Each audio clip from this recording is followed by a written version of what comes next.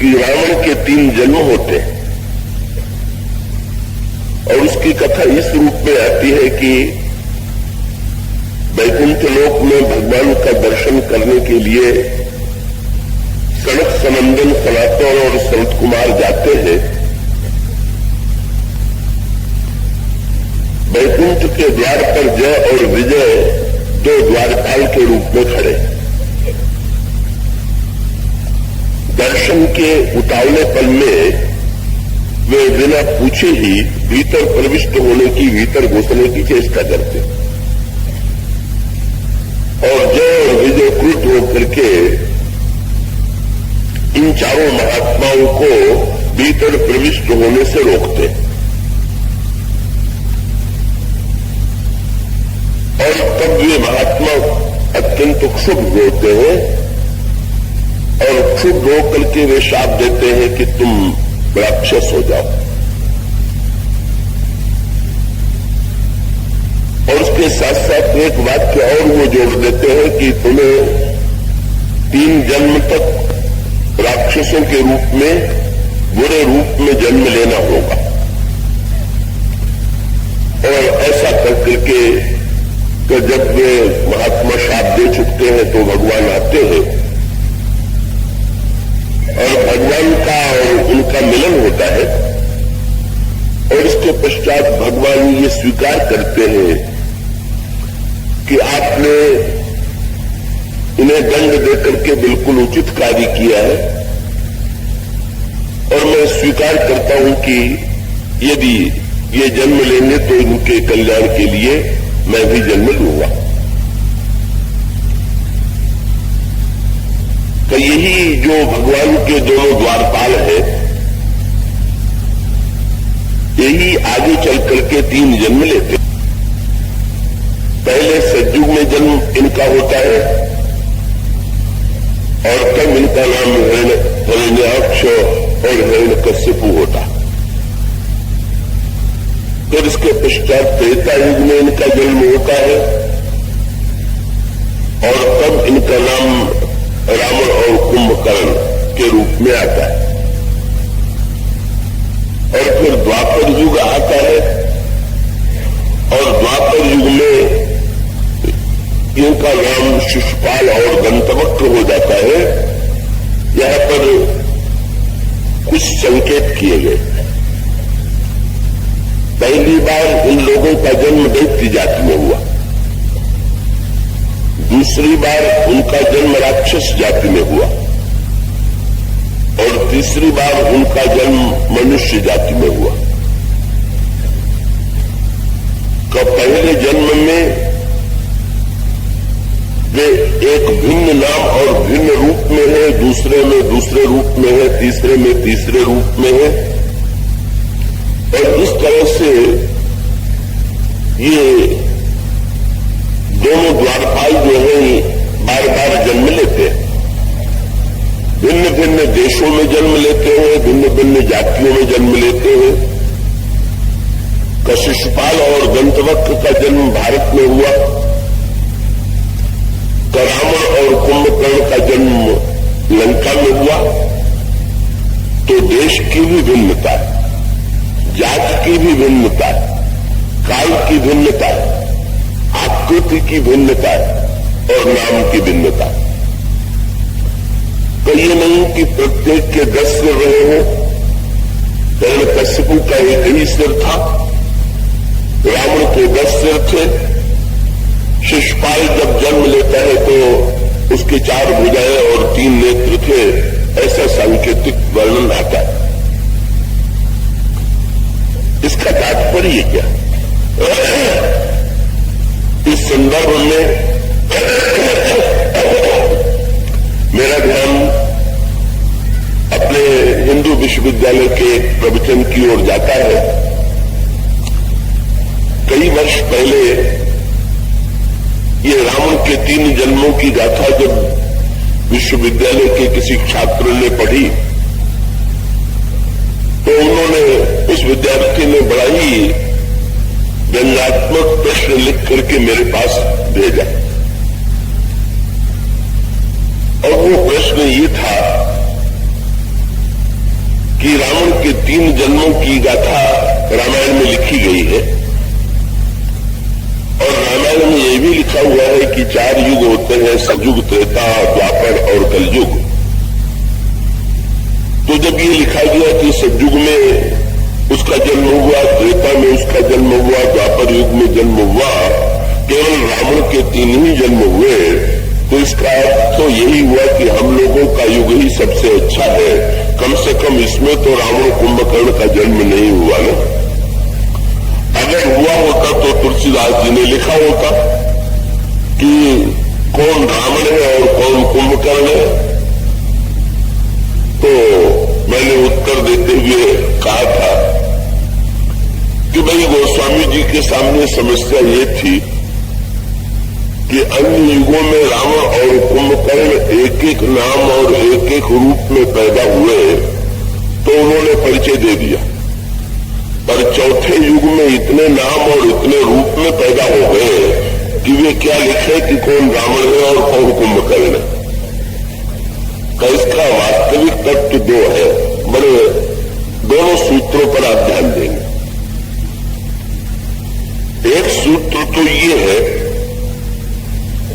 कि रावण और कुंभकर्ण बनने वाले व्यक्ति जो है, जिनका भी वर्णन किया गया है, वे मूलतः राक्षस नहीं थे, बुरे नहीं थे। जैसे ये कहा गया कि भगवान के द्वारपाल रावण और कुंभकर्ण बन गए, या नारद जी ने शाप दे दिया तो शंकर जी के गण रावण और कुंभकर्ण बन गए, या रामचरितमानस में आता है कि प्रताप भानु नाम का राजा था जो बड़ा धर्मात्मा था, वही अगले जन्म में रावण बन गया। ये 2 बातें। एक तो इस दृष्टि से आप विचार कीजिए कि रावण और कुंभकर्ण प्रत्येक युग में जन्म लेते हैं, प्रत्येक भिन्न भिन्न देशों में जन्म लेते हैं, भिन्न भिन्न नाम और रूपों में जन्म लेते हैं। और दूसरी विलक्षणता यह है कि रावण और कुंभकर्ण का कोई ऐसा व्यक्ति नहीं है जो मूलतः बुरा व्यक्ति रहा हो। जो श्रेष्ठ से श्रेष्ठ व्यक्ति है तो वही रावण और कुंभकर्ण बन जाया करते, चाहे वो भगवान के द्वारपाल हो, चाहे भगवान शंकर के वे गण हो, चाहे प्रताप भानु राजा हो। तो ये जो 2 सूत्र हैं, यदि इसे हम ठीक ठीक समझ ले तो इसके द्वारा जिस शाश्वत सत्य की ओर संकेत किया गया वो बड़े महत्व का है, और उसी के आधार पर हमें पूरी राम कथा के रहस्य को हृदयंगम करना चाहिए। और वो ये है कि मूलतः जो है वो कोई व्यक्ति बुरा नहीं होता। जब ये मान्यता शास्त्रों की है कि जीव ईश्वर का अंश है, जब ये वर्णन किया गया कि जय और विजय भगवान के द्वारपाल थे, जब ये कहा गया कि ये शंकर जी के दोनों प्रिय गण थे, और प्रताप भानु की धार्मिकता का तो बड़ा ही विस्तृत वर्णन रामचरितमानस में गोस्वामी जी ने किया है, जिसे आपने पढ़ा होगा। तो ये जो इतने श्रेष्ठ से श्रेष्ठ व्यक्ति है, क्योंकि शास्त्र की मान्यता है कि जीव ईश्वर का अंश है, ईश्वर अंश जीव अविनाशी चेतन अमल सहज सुख राशि। तो रामचरितमानस की प्रक्रिया क्या है कि मूलतः जो जीव ईश्वर का अंश है, को वही जीव किन परिस्थितियों में या किस मनस्थिति में आकर के देवत्व से राक्षसत्व की दिशा में अग्रसर होता है और वो देवता से राक्षस बन जाता है। इसका अभिप्राय यह है कि अच्छे से अच्छा व्यक्ति भी यदि बुरा बन जाता है तो बुरे बन जाने की प्रक्रिया का अभिप्राय क्या, कि हमें ये निश्चिंत नहीं हो जाना चाहिए कि हमारे जीवन में कुछ अच्छाइयां हैं, अच्छे से अच्छे व्यक्ति के जीवन में भी एक प्रतिक्रिया, एक क्रम आ सकता है कि जिससे उसके जीवन में रावणत्व का जन्म हो, उसके जीवन में कुंभकर्णत्व का प्रादुर्भाव हो। और इस तरह से कई ईश्वर कांश इसको गोस्वामी जी ने एक दृष्टांत के रूप में प्रस्तुत किया कि जैसे आकाश में जब बादल छाए हुए हैं, अगर आकाश से आप जल को सीधे ले लीजिए किसी पात्र में, तो आप देखेंगे कि जल कितना स्वच्छ है, जल कितना साफ। लेकिन विचित्र विडंबना जल के साथ ये जुड़ी हुई है कि आकाश से जब वही स्वच्छ जल पृथ्वी पर गिरता है, तो पृथ्वी पर गिरने के पश्चात जब हम और आप उस जल की ओर देखते हैं तो वो जल हमें स्वच्छ नहीं दिखाई देता है, का वो जल जो है हमें अत्यंत मलिन दिखाई देता है, का वो जल हमें अत्यंत गंदा दिखाई देता है। इसी को दृष्टांत के रूप में गोस्वामी जी समझाने के लिए यूं कहते हैं कि जीव अपने मूल रूप में का शुद्ध जल के समान, लेकिन जैसे पृथ्वी की मलिनता, पृथ्वी की धूल के संस्पर्श से जल में भी मलिनता आ जाती है, तो इसी प्रकार से व्यक्ति भी किस तरह से अपने अंतर जीवन में मलिनता के संस्पर्श में आकर के, बुराई के संपर्क में आकर के उसको प्रतीकात्मक नाम श्री रामचरित मानस में दिया गया माया। भूमि परत भा ढाबर पानी, जिम जीवन माया लपटानी। और फिर उसके बाद दूसरी प्रक्रिया क्या है? पहली प्रक्रिया यह है कि किस तरह से जल स्वच्छता से मलिनता की ओर जाता, पर मलिनता अंतिम वस्तु नहीं है। चारों ओर वर्षा में जल गंगा मलिन मलिन बह रहा है, नदियों में भी देखें तो नदी का जल गंदा है, लेकिन फिर उस गंदे जल में भी निर्मलता की प्रक्रिया दोनों प्रकार से। आप चाहें तो किसी वस्तु के द्वारा भी उस जल की गंदगी को नीचे बैठाने की चेष्टा कीजिए।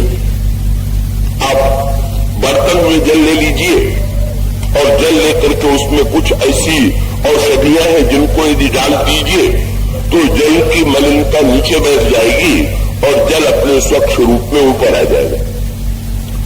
और दूसरी ओर का वर्षा में भी, वर्षा के पश्चात धीरे धीरे का उस जल की मलिनता नीचे बैठती जाती है और अंत में जब शरद ऋतु आता है तो शरद ऋतु के रूप में का वो जल पूरी तरह से निर्मल हो जाता है। इसका तात्विक तात्पर्य है, राम कथा क्या है? ये रावण का जन्म क्या है?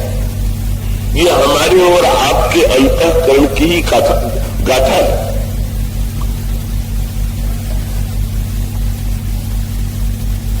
ये हमारे आपकी कथा है। किस तरह से हम जो शुद्ध बुद्ध मुक्त ईश्वर के चैतन्य अंश है, किस प्रकार से हमारा अंतर जीवन परिवर्तित होता है, किस तरह से अच्छा व्यक्ति बुरा हो जाता है, किस प्रकार से निर्मलता में मल की उत्पत्ति होती है और अंत में फिर परिवर्तित हो करके कैसे उस मल को विनष्ट करने की चेष्टा की जाए और कैसे बुराइयां विनष्ट होने के पश्चात फिर सांकेतिक भाषा में ये बात आती है कि रावण और कुंभकर्ण मृत्यु के पश्चात भगवान में जाकर के समा जाते। तो रावण का तेज निकल करके भगवान के मुख में समा जाता है, कुंभकर्ण का तेज निकल करके भगवान के मुख में समा जाता है। तो सारी प्रक्रिया पर यदि आप विचार करेंगे तो ये जीवन की जो समग्र प्रक्रिया है उसी का परिचय दिया गया।